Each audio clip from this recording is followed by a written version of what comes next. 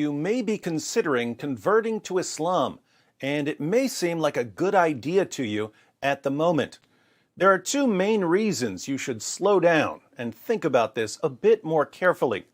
First, according to the Quran, you can only submit to Allah by fully submitting to all of the decisions of Muhammad. In chapter 4, verse 65 of the Quran, Allah declares, "But know, by your Lord, they can have no faith until they make you, O Muhammad, judge in all disputes between them, and find in themselves no resistance against your decisions, and accept them with full submission." Notice, you can have no real Islamic faith until you make Muhammad judge in all disputes, and you find no resistance in yourself against any of his decisions. You have to accept Muhammad's decisions with full submission. So, while the word Islam does mean submission, it's really the religion of submission to a man, because according to the Quran, you can only submit to Allah by submitting to Muhammad. Who was Muhammad? He was an illiterate 7th century Arabian caravan robber and warlord.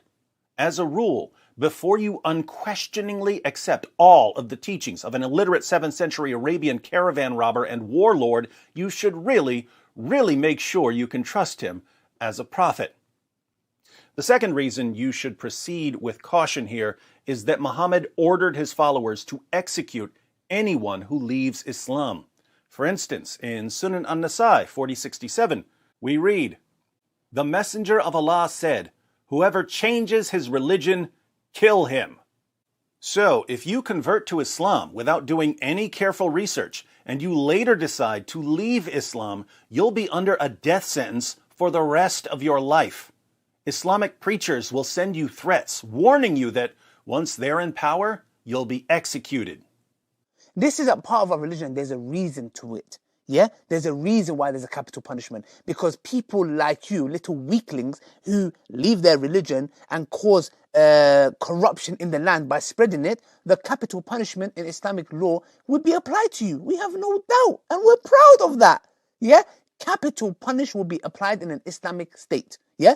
Converting to Islam isn't like joining a club that you can simply leave once you change your mind. It's something that follows you forever through threats of violence. If you're going to convert to a religion that will sentence you to death for changing your mind, here again, you should make sure you understand what you're getting into and why you're getting into it. So, why are you considering converting to Islam? Do you have a Muslim friend who's trying to convince you to convert? Has someone been sending you videos filled with amazing proofs that Islam is true? Did you bother to carefully examine these proofs that were presented to you? Did you look up the references?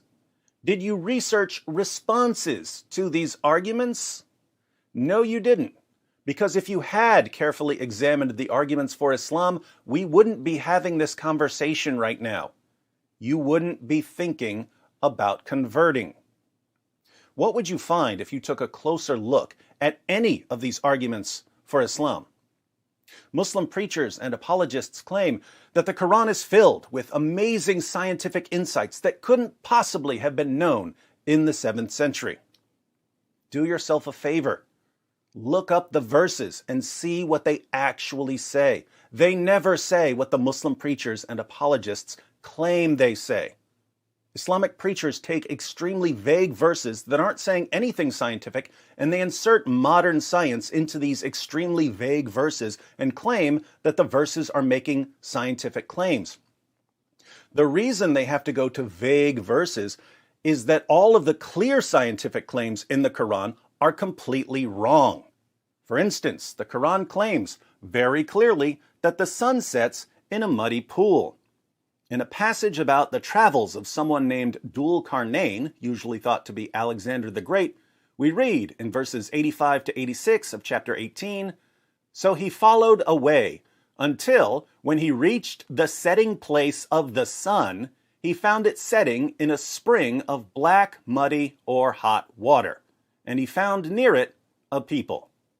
The Quran claims that the sun sets in a muddy pool, which means that the sun is much smaller than the earth, and that there are people who live there. If you ask your Muslim friends about this, they'll tell you that you have to reinterpret the passage. They'll say that the Quran is only claiming that Dhul-Qarnayn saw a reflection in a pool of water and that it appeared to him as if the sun were setting in that pool. The problem with this reinterpretation is that Muhammad himself claimed that the sun sets in a pool of water. Sunan Abu Dawud 4002. It was narrated that Abu Dar said, "I was riding behind the Messenger of Allah while he was on a donkey, and the sun was setting. He said, 'Do you know where this sun sets?' I said, 'Allah and his messenger know best.' He said, 'It sets in a spring of warm water.'" There's nothing about Dhul-Qarnayn here, so this can't be referring to something Dhul-Qarnayn saw. This is Muhammad telling his companions what happens to the sun when it sets. Like Allah in the Quran, Muhammad claims that the sun sets in a pool of water. You'll find these kinds of things all over the Quran. The Quran claims that semen is formed between the backbone and the ribs, that the earth is flat, that there are 7 earths, that the sun orbits the earth, that human embryos are blood clots, that the sky would fall on the earth if Allah didn't hold it up, and that stars are missiles that Allah uses to shoot demons who try to sneak into heaven. Did your Muslim friend bother telling you any of this? Here again, if you bring up these verses to a Muslim preacher, he'll tell you that you have to reinterpret them. Notice, you have to reinterpret all of the clear scientific claims of the Quran because they're all wrong. Then you have to insert modern science into hopelessly vague verses in order to get the scientific miracle. Is this a good reason to submit to all of the decisions of an illiterate 7th century Arabian caravan robber and warlord? Perhaps you've been told about the miraculous preservation of the Quran. There's only one Quran, perfectly preserved right down to the letter from the time of Muhammad. According to Muslim sources, entire chapters of the Quran were lost because Muhammad's companions were too lazy to recite them. He didn't bother telling you that hundreds of verses were lost because the only people who had them memorized died in battle. He didn't bother telling you that verses were eaten by a sheep. He definitely didn't show you Sunan Ibn Majah, 1944. It was narrated that Aisha said, "The verse of stoning and of breastfeeding an adult 10 times was revealed, and the paper was with me under my pillow. When the Messenger of Allah died, we were preoccupied with his death, and a tame sheep came in and ate it." Those verses were part of the Quran. They're not in the Quran today. What happened to them? Muhammad's wife Aisha had the only copy, and a sheep ate it. So Allah couldn't protect the Quran from a sheep. According to Muslim sources, Uthman, the third of the rightly guided caliphs, had to burn countless copies of the Quran to cover up all the differences. And even that didn't work because there are still different versions of the Quran even today. Muslim scholars are now being forced to admit that there are different versions of the Quran. Today, most Muslims read the Quran in a text that is referred to as the Egyptian edition of 1924. But this is not the only text of the Quran that is read throughout the world. In other words, if you were to compare 2 printed Qur'ans, you're going to see differences between them.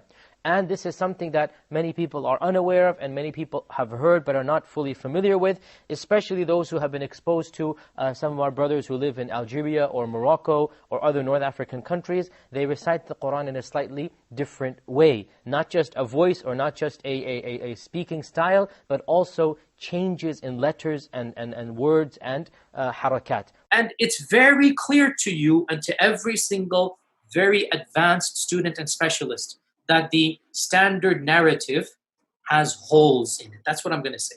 On what planet is this a good reason to make an illiterate 7th century Arabian caravan robber and warlord the ultimate authority on everything you think or do?